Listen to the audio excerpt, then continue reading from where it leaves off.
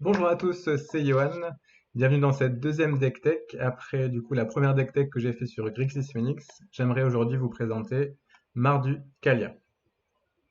Alors dans un premier temps, je vais vous expliquer le but du deck, puis ensuite j'aborderai l'historique un petit peu du deck, la construction, les cartes que j'ai mis dedans, la mana base, le sideboard et enfin les match-ups du format.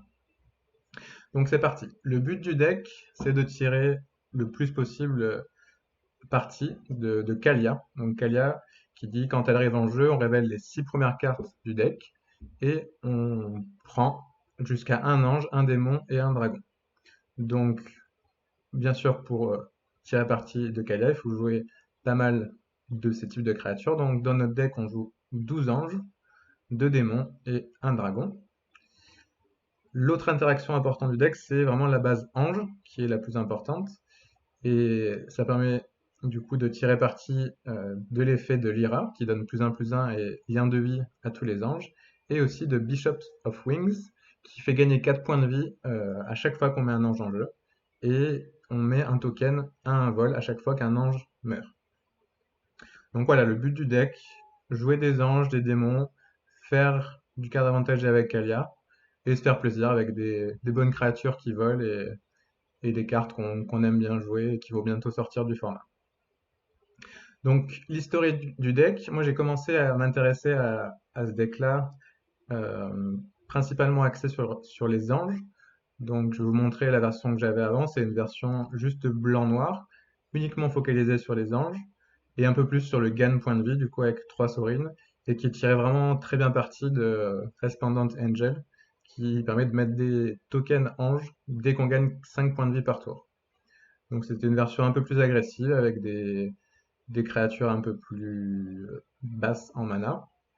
Et tout ce gain de points de vie permettait de tuer souvent à Command the Dread Horde qui ramène n'importe quel nombre de créatures et Planeswalker des cimetières en jeu en payant pas mal de points de vie. Mais comme on gagnait beaucoup de points de vie, bah, ça faisait des fois des Command the Dread Horde, on ramenait plein de créatures, c'était vraiment sympa à jouer.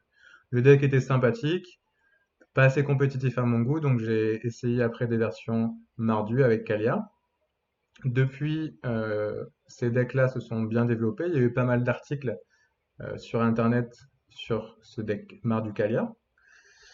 Ce qu'on peut remarquer dans ces articles, généralement, c'est que les joueurs, pour moi, ne jouent pas assez de drop à 1 et à 2.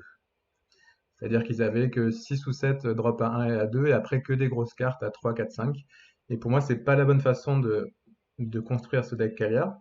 Kalia va nous permettre d'avoir un drop à 4 ou à 5 assuré quand on la joue. Et du coup, c'est très important d'avoir des interactions en début de partie pour pas être trop derrière quand on va commencer à déployer notre plan de jeu sur les anges et sur Kalia. Donc du coup, dans ma version, je joue bien sûr les 4 Bishops of Wings, mais aussi 8 Removal en début de partie. Donc j'ai choisi 2 Shock, 2 Cast Down, 2 Legion's End et 2 Angra's Rampage. C'est euh, c'est un mix qui est à débattre. Pour l'instant, j'en suis satisfait, mais ça peut s'adapter en fonction des decks que vous affrontez et du metagame. Donc dans notre version, comme je l'ai dit tout à l'heure, on joue 12 anges, 2 démons et un dragon. Donc ça fait 15 cibles à Kalia. Euh, donc il y a eu un super article qui est basé sur ce deck-là par Frank Karsten que je vous mettrai dans la description, qui en gros calcule le nombre de cartes qu'on va piocher avec Kalia en fonction des différentes combinaisons d'anges, dragons et démons qu'on joue.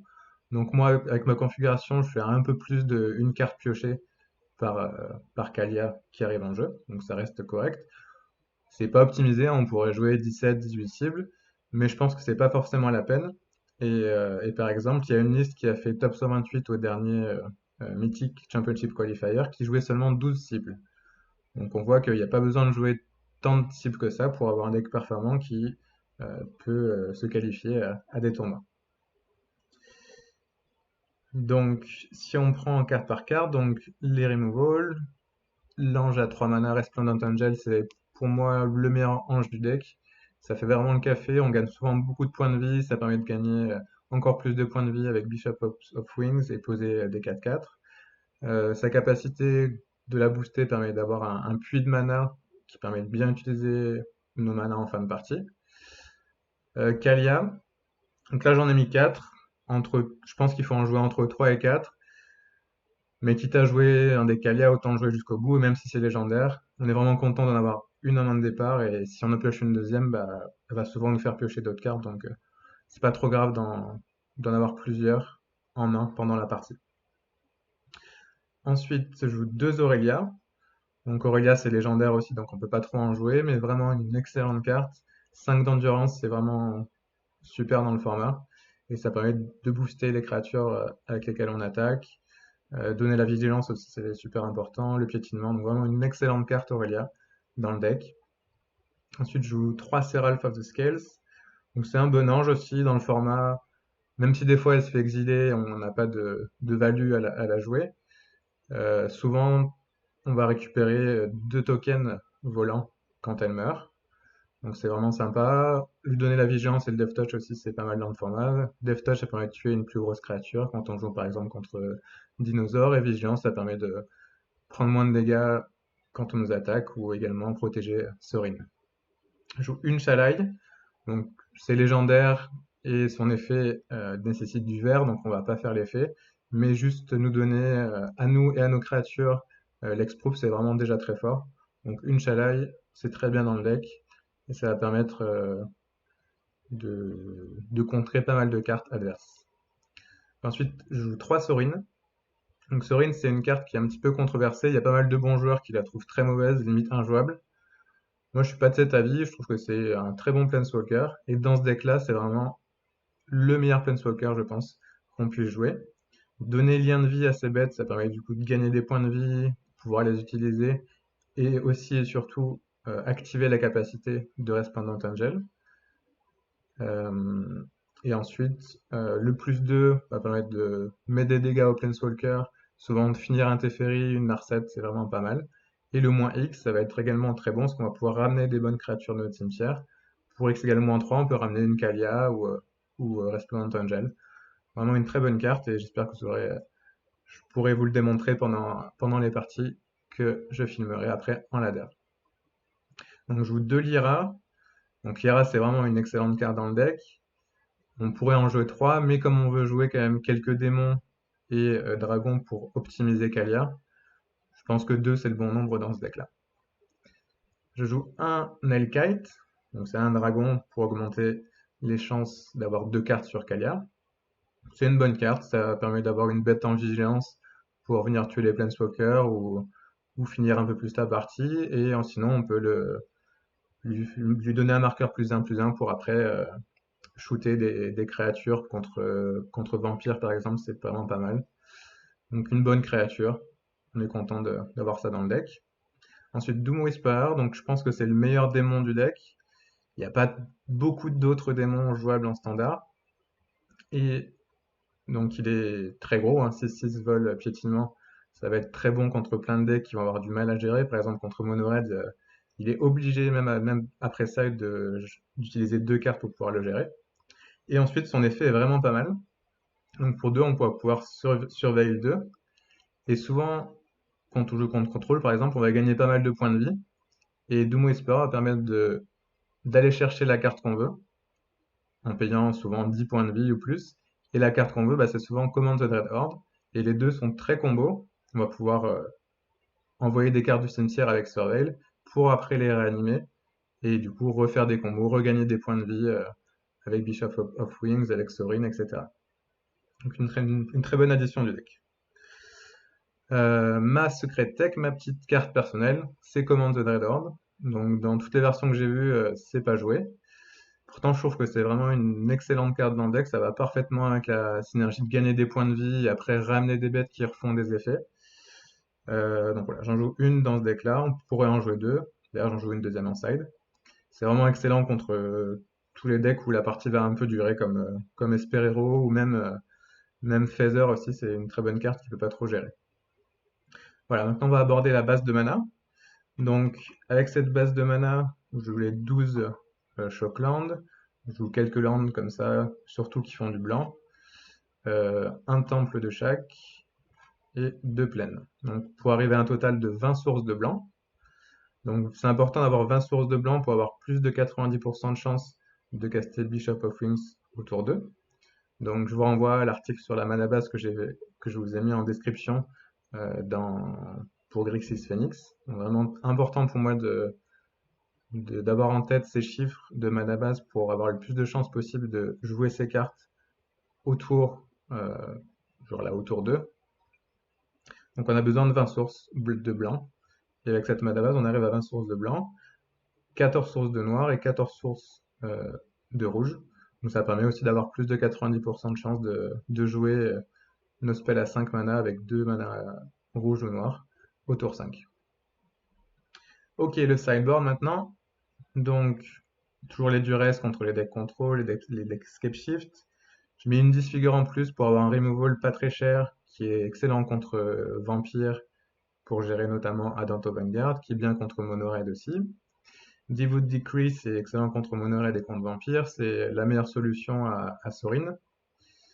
Noxious Grasp, c'est vraiment une des meilleures cartes de side en ce moment, ça gère les Teferi et tous les decks verts. En fonction du metagame, on pourrait même envisager d'en jouer une ou deux en main deck. Dispark, c'est aussi une très bonne carte pour gérer pas mal de decks, les Nissa, les Teferi, les Citadelles de Bolas, etc.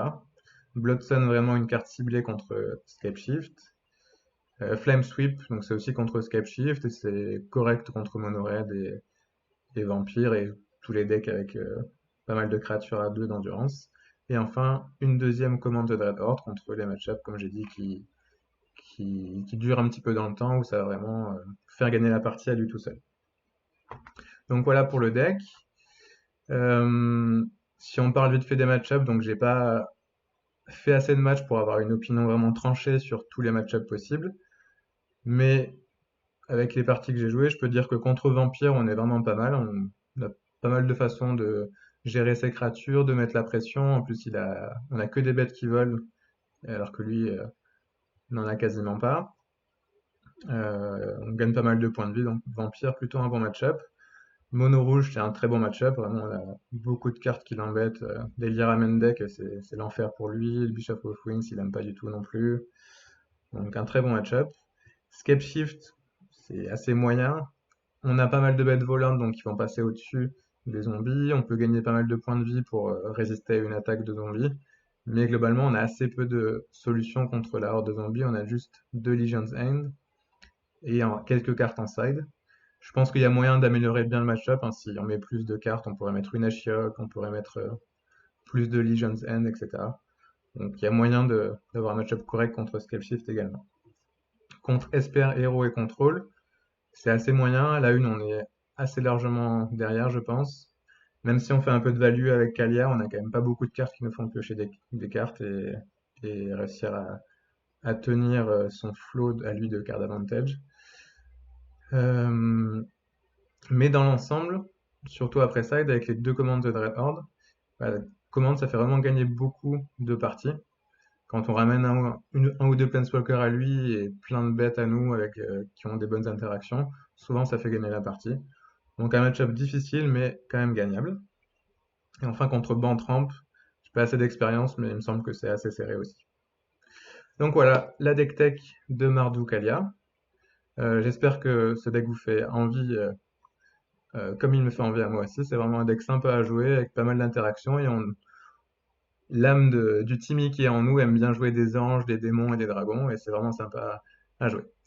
Donc merci d'avoir regardé cette vidéo et merci de regarder les vidéos suivantes où je jouerai avec le deck en ladder. Merci à vous.